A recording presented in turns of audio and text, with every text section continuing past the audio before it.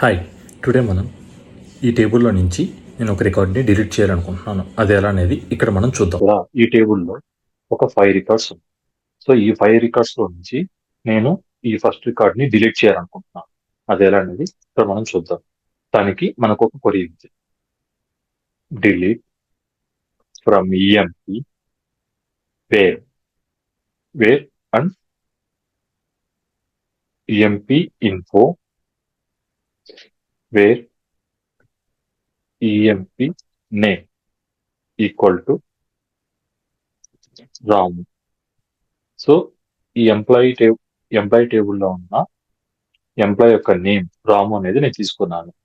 So మీరు employee job అయినా తీసుకోవచ్చు, ఎంప్లాయీ డేట్ అయినా తీసుకోవచ్చు, జాయినింగ్ డేట్ అయినా తీసుకోవచ్చు, ఎంప్లాయీ సాలరీ అయినా తీసుకోవచ్చు.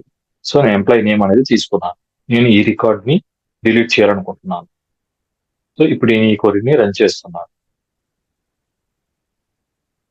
సో నాకు 1 రో అనేది డిలీట్ అయ్యింది. ఇప్పుడు నేను ఈ టేబుల్ ని చెక్ చేస్తున్నాను. ఆ రికార్డు డిలీట్ అయిందా లేదా. సో చూసారు కదా, నాకు ఇక్కడ ఓన్లీ 4 రికార్డ్సే ఉన్నాయి.